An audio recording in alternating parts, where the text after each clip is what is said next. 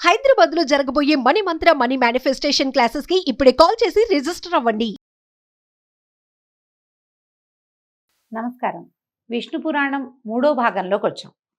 అయితే ఈ పాలకడల్లో నుంచి ఉద్భవించినటువంటి లక్ష్మీదేవిని ఇంద్రుడు పరిపరి విధాలుగా ప్రార్థించి తన అన్ని రకాల విద్యలందు వ్యవహారాలయందు లక్ష్మీ కటాక్షం కలగాలని అనేక విధాలుగా ప్రార్థించారు. అప్పుడు లక్ష్మీదేవి తథాస్తు అని ఇంద్రుణ్ణి అనుగ్రహించింది. అప్పటి నుంచి ఇంద్రుని నివాసం లక్ష్మీ కళతో రాణిస్తూ ఉండేది. వాసుదేవుడు కృతయుగమునందు పరశురాముడుగా అవతరించగా లక్ష్మీదేవి భూదేవి అయింది. త్రేతాయుగంలో శ్రీరాముడుగా అవతరించగా లక్ష్మీదేవి సీతాదేవి అయింది.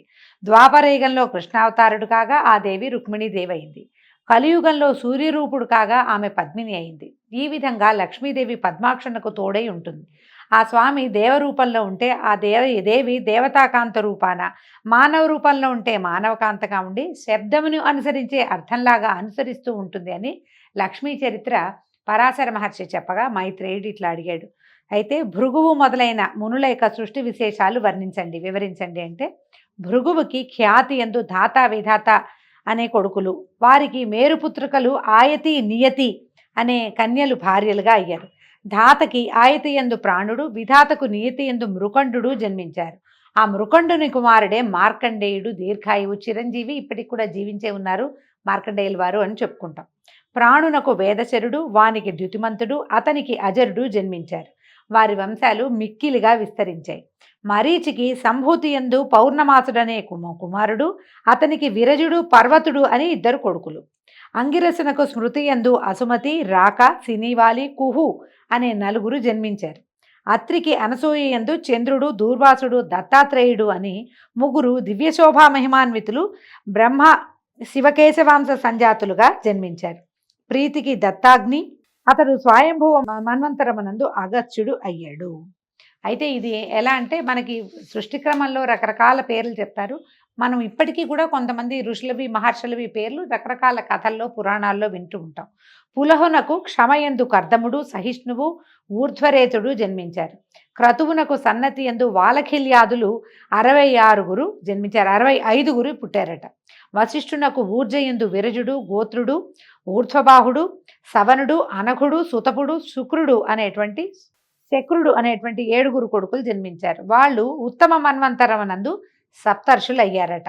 అగ్నికి స్వాహాయందు కలిగిన వారు పావకుడు, పవమానుడు, శుచి. వాళ్ళకి 45 పుట్టారట. ఈ విధంగా 49 మంది అగ్నులు విస్తరించారు. పితృదేవునకు స్వధయందు పితృగణాలు, మేనక, వైతరణి అనే కన్యకలు జన్మించారు. ఆ కన్యలు దివ్యజ్ఞానమూర్తులు, బ్రహ్మవాదినులు, యోగిని దేవతలు అయ్యారు అని చెప్పగా విని, ఇప్పుడు స్వయంభువ మను వంశములందు పుట్టిన రాజుల చరిత్ర చెప్పమని మైత్రేయుడు అడిగాడట. పరాశరుడు ఇట్లా చెప్తున్నారు. ఆదిమనువైన స్వయంభవునకు ప్రియంవదుడు, ఉత్తానపాదుడు అని 2 కుమారులు. ఉత్తానపాదునకు ఉత్తముడు, ధ్రువుడు అని 2 కొడుకులట.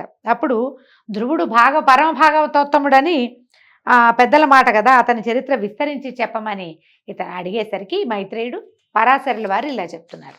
ధ్రువ చరిత్ర ఇది చాలా విశేషమైందిగా చెప్తారండి.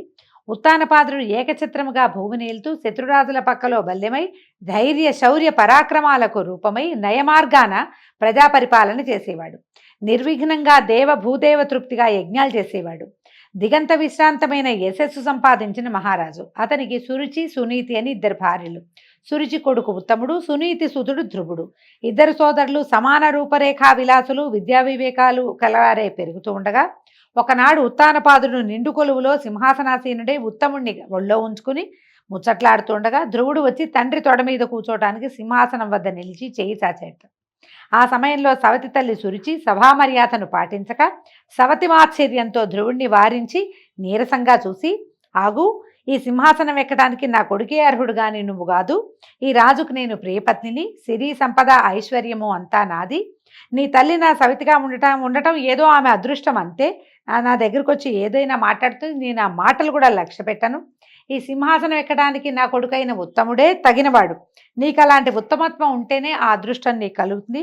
ఊరికే చేయి చాస్తే అదృష్టం పట్టదు, పొమ్మని చేయి పట్టుకుని వెనక్కి నెట్టి వీపు మీద ఒక దెబ్బ కూడా వేసిందట. ధ్రువుడు చెమ్మగిలిన కన్నులతో చెరచెరా నడుస్తూ తల్లి దగ్గరికి వెళ్ళి పెద్దలు చేసిన పని, తండ్రి యొక్క ఉపేక్ష, రెండూ చెప్పాడు ఏడుస్తూ. ఆమె దుఃఖంతో కొడుకు కన్నీళ్లు తుడిచి బాగా ఓదార్చి ఏడుపు మాన్పించి కళ్ళ ఒత్తుకుని సన్నటి కంఠస్వరంతో చెప్పిందట, సురుచి అన్నదంతా నిజమే నాయన. రాజు ఆమెపై ప్రాణాలు నిలిపి ఉన్నాడు కనుక ఆమె కొడుక్కి ఆ మన్నన కలుగుతుంది. ఆ పద్ధతిలో మనకంత చనువు ఎట్లా ఉంటుంది? ఆమె సౌభాగ్యవతి కనుక దానికి ఆమె కొడుక్కి కూడా రాజు వల్ల మన్నన కలుగుతుంది. మనం మందభాగ్యులం నాయన, మనకు మన్నన లేదు. ఒకవేళ రేపొద్దున వాడే గనక రాజు అయితే నువ్వు వాడికి అడుగులకు మడుగులొత్తాలి నాయన అని ఆవిడ దుఃఖంతో, ఇంకా ఏమైంది, నా కడుపు కాలిపోయింది, ఇంకేం లేదు, నా పిల్లవాడికి ఏమీ దక్కలేదని ఆమె దుఃఖంతో ఇదైపోతూ ఉంటే ఈ పిల్లవాడు అన్నట్ట, అమ్మా విచారించకు, ఉత్తముడు రాజై రాజ్యమేల్ని, ఆ రాజుకి ఈ రాజ్యము సిరి సంపద ఇచ్చినవాడు మనకెందుకు ఇవ్వడు, మనకు కూడా ఇస్తాడు. ఇదిగో నా మాట విను, అన్న వల్ల ఇప్పటి రాజు పొందిన రాజ్యభోగాలు క్షణికాలు, అలాంటి ఐశ్వర్యం నాకు అక్కర్లేదు. ఆ దేవతలకు పైన ఉండే పదమందు సూర్యచంద్రులు ఉన్నంతకాలం, వెలుగుతున్నంతకాలం నేను ఉండడానికే సంకల్పించాను, ఒకడే నా ప్రతిజ్ఞ అని చిన్న బాలుడైన ధ్రువుడు ఎలాంటి విచారము లేక తపస్సు చేసే సంకల్పంతో తల్లితో చెప్పి నగరం నుంచి బయటికి వెళ్ళిపోయాడు. నగరం వెడలి సమీపాన ఉన్న ఉద్యానవనంలో కృష్ణాజినంపై ఆసీనులై ఉన్నటువంటి సప్తర్షులను చూసి నమస్కరిస్తే వాళ్ళు ఇలా చెప్పారట, నువ్వు ఎక్కడి నుంచి వస్తున్నావు, ఎవరు నువ్వు, నీ పేరేమిటి, ఒంటరిగా ఎందుకు వచ్చావు నాయన, చిన్ని బాలకుడివి నువ్వు అని అడిగితే, నేను ఉత్తానపాదుడనే రాజు కొడుకును, నా పేరు ధ్రువుడు, తపస్సు చేయాలని ఇలా వచ్చాను, నా పూర్వపుణ్య ఫలం వల్ల మీ దర్శనమైందని చెప్పగా విని ఆశ్చర్యపోయి, అయ్యా బాలకుడివి, ఇలా రాజభోగాలు విడిచి తపశ్చర్యకి నిశ్చయించుకోవటం ఏమిటి, ఎందుకు కారణం, నిండా 5 ఏళ్ళు కూడా లేవు నీకు, సుకుమార మోహనాకారం కలిగి ఉన్నావు, లవలేశమైన రోగబాధ అయినా ఉన్నట్టు లేదు, తల్లిదండ్రులు సజీవులై ఉన్నవాడివి, ఇలాంటి నువ్వు కష్టసాధ్యమైన తపస్సుకి ఎందుకు దిగావు, ఇలాంటి చిన్నతనపు బుద్ధిని విడిచి తిరిగి పొమ్మంటే అప్పుడు ధ్రువుడు దుఃఖంతో సవతి తల్లి అన్న మాటలు, తండ్రి ఉపేక్ష, తల్లి విచారము, తన ప్రతిజ్ఞ చెప్పి తిరిగిపోయేది లేదు, దయచేసి నా సంకల్పం సఫలమయ్యేటట్టుగా మార్గోపదేశం చేయమంటే వాళ్ళలో వాళ్ళు ఇలా మాట్లాడుకున్నారట. యుద్ధములో పగవాని బాణాలకు బాధపడిన రాజనందనుడు సవతి తల్లి పోటు మాటలకి బాధపడ్డా ఆశ్చర్యం అనుకుని, నాయన నీ కోరిక సఫలం కావాలంటే సర్వేశ్వరుడు, సర్వశక్తి సంపన్నుడు, భక్తజన్న పారిజాతుడు పైనటువంటి పద్మాక్షుణ్ణి ఉపాసించాలి. మునుపు మీ వంశకర్త అయిన స్వయంభువ మనువు, ఉత్తానపాదుడు, ప్రియవ్రతుడు కూడా ఆ వాసుదేవుని భజించే కృతార్థులయ్యారు. మా వంటి మునులు కూడా లక్ష్మీకాంతునే ఉపాసించి అందరికీ సమ్మానులుగా అయ్యాము. కాబట్టి నువ్వు కూడా ఆ లక్ష్మీనారాయణునే సేవించు, ఆరాధించు అని ద్వాదశాక్షర మంత్రాన్ని ఉపదేశించి తపస్సు చేసే పద్ధతి చెప్పి కృతార్థుడి వగుదుగాక అని దీవించి ఆశీర్వదించారు. మనం భాగవతంలోండి ఈ వాసుదేవ మంత్రాన్ని నారదుడు ఉపదేశించాడని తెలుసుకుంటామండి. అదొక కల్పంలో జరిగి ఉండొచ్చు, ఇంకొక కల్పంలో ఇలా సప్తర్షులే ఉపదేశించినట్టుగా కనపడుతోంది. ధ్రువుడు అక్కడి నుంచి యమునా తీరంలో ఉన్నటువంటి మధువనానికి వెళ్ళిపోయి అక్కడ యమునలో స్నానం చేసి మునులు చెప్పిన పద్ధతిలో మనసును విష్ణువు యందు లగ్నం చేసి బాహ్య ప్రపంచాన్ని మరిచి నిశ్చల దీక్షలో ఉండిపోయాడు. ఒక పాదం నేల మీద మోపి ఊర్ధ్వబాహుడై ఉగ్ర తపస్సు చేస్తుండగా భూమి అట ఆ పాదం బరువు, ఏది 5-6 సంవత్సరాల చిన్నది బాలకుడు, అతని బరువుకి భూమి లోపలి కుంగిపోయిందిట. ధ్రువుని తపశ్చర్య చరాచర భూతకోటికి సహించరాందైంది. ఆ దశలో ఇంద్రుడు ధ్రువుని తపస్సుకి విఘ్నం కలిగించాలని తలంచి యాములనే దేవతల్ని, ఈ యాముల కథ ముందు చెప్పుకున్నాం మన ముందు భాగంలో, రప్పించి వాళ్ళని భూతప్రేత పిశాచ రూపాలతో ఉండే కూష్మాండ రాక్షస గణాలతో వెళ్ళి భయంకర ధ్వనులతో ఆ బాలుడి చుట్టూతా అరవండి, వాడు భయపడి తపస్సు విడిచేలాగా చేయండి అని ప్రోత్సహించాట. యామదేవతలు ఆ రాక్షసులు వివిధ క్రూర జంతువులాగా మారి విష సర్పాల్లాగాను, పెద్ద పుల్లుల్లాగా, పిశాచాల్లాగా, కార్చిచ్చులాగా విషం చిమ్ముతూ మంటలు రుపుతూ భీకరంగా అరుస్తూ ఈ ధ్రువుడు చుట్టూతా తిరిగితే వీళ్ళ ఆటలు అతని ముందు సాగలేదట. అతను ఆ తపశ్చర్యల నుంచి బయటికి రాలేదు. ఒక మాయావి అయిన రాక్షసి సునీతిలాగా మారి ధ్రువుని వద్దకు వచ్చి, కుమార, ఒకే ఒక్క కొడుకువి, నన్ను వదిలి ఇట్లా కారడు వచ్చి తపస్సు చేయడం, నన్ను నేర్పించడం తగునా నాయన? ఆ విష్ణువు నీలాంటి చిన్న బాలడికి ఎవరికైనా వరం ఇచ్చినట్టు ఎక్కడైనా కథల్లో విన్నావా? ఎందుకు ఈ శ్రమ? అందని వాని పండుగ అరువులు చాచినట్టుగా ఈ పని శ్రమకారమే కానీ కనిపించని ఆ మహావిష్ణువు చేత వరాలు ఇప్పిస్తుందా? లే నాయన, వెళ్ళిపోదాం ఇంటికి, మీ నాన్నను ఒప్పించి ఏదో విధంగా రాజభోగాలు అనుభవిద్దాం, కనీసం రాజభవనంలో అయినా ఉందు, కానీ ఈ గీకారణ్యంలో ఈ వయసులో ఈ తపస్సు ఎందుకురా నాయన అని తల్లి రూపంలో ఒక మాయావి అతనితోటి మాట్లాడిందట. పైగా ముద్దు మాటలతో తల్లిదండ్రులను సంతోషపెట్టడం, యుక్త వయసు వచ్చాక చక్కని చుక్కలాంటి కన్నెను పెళ్లాడి ఆనందంగా జీవించడం, వయసు ముదిరాక అడవికి వచ్చి తపస్సు చేయడం లోకధర్మంగా రా నాయన, ఇలా చిన్న కాలంలో చిన్న వయసులోనే పసితనంలో తపస్సు చేయటం ఏమిటి, ఆవిడేదో అన్నదని అలిగి వచ్చావు నాయన, ఇది వద్దురా వద్దురా, నీకు పట్టాభిషేకం చేస్తాడు మీ నాన్న అని ఇంకా ఏవేవో మాటలు అనమాట.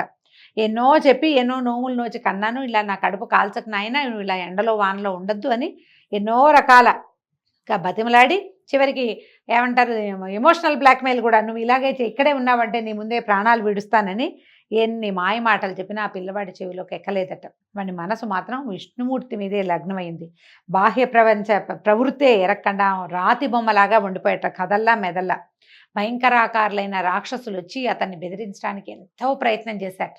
ఎంత అరిచినా కేకలు పెట్టినా ఏం చేసినా అందులోంచి బయటపడలేదు.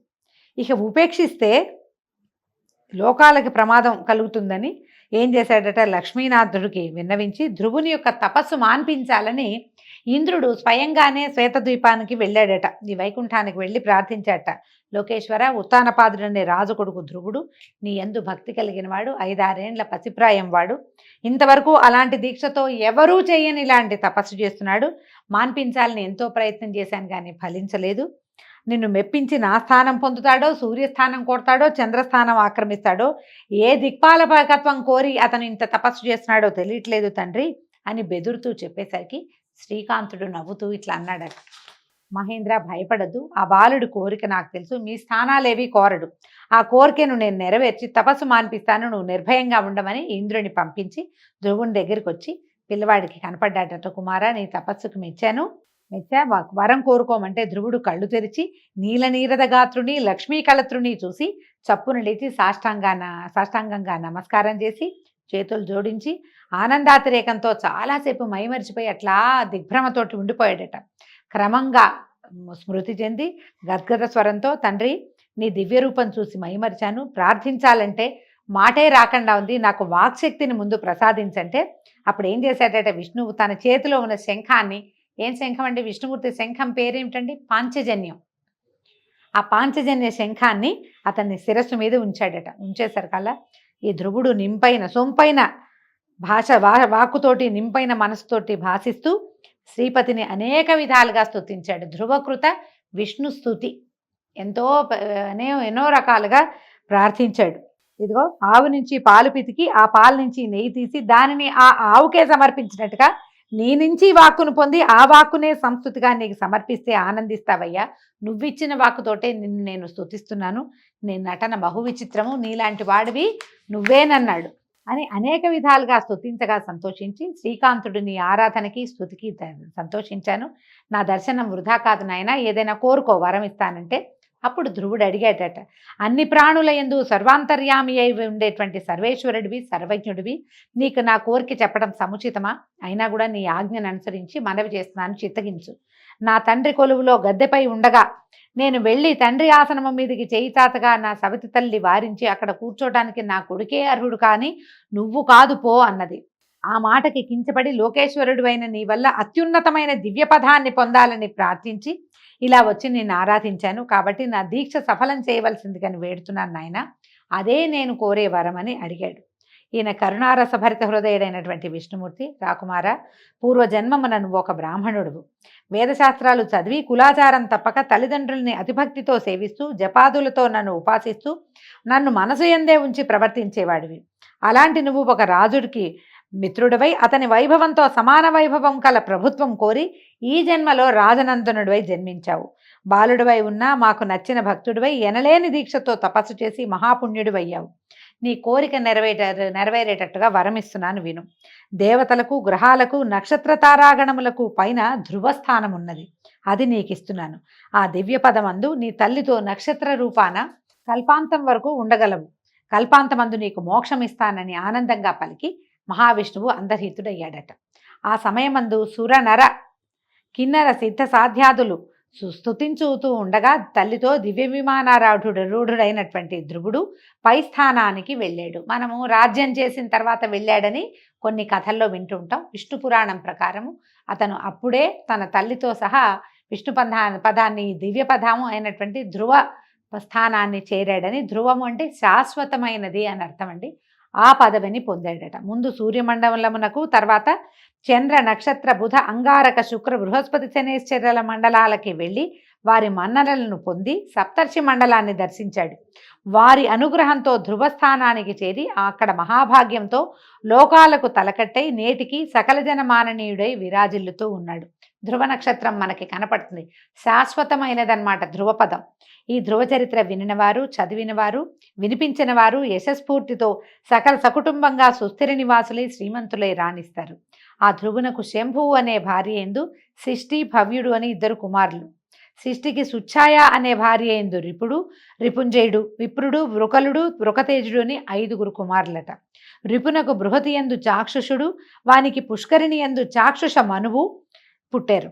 వానికి సడ్వల ఎందు ఊరుడు, పూరుడు, శతద్యుమ్నుడు, తపస్వి, సత్యభాకు, శుచి, అగ్నిష్టోముడు, అతిరాత్రుడు, సుద్యుమ్నుడు, అభిమన్యుడు అనేటువంటి 10 మంది కుమారులు జన్మించారట. ఊరునకు ఆగ్నేయి అనే కాంతయందు అంగుడు, సుమనసుడు, స్వాతి, క్రతువు, అంగిరసుడు, శిబి అనే 6 కుమారులు జన్మించారు. వారిలో అంగునకు సునీధ అనే ఇల్లాలి యందు వేణుడు అనే కుమారుడు పుట్టాడు.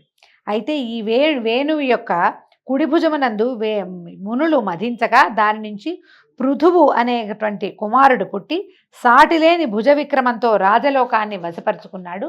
ఈ పృథువు వల్లే భూమికి పృథివీ అని పేరు వచ్చిందటండి. ఈ పృథువు యొక్క గాథని రేపటి భాగంలో తెలుసుకుందాం. ఈ రోజుకి సెలవు. నమస్కారం.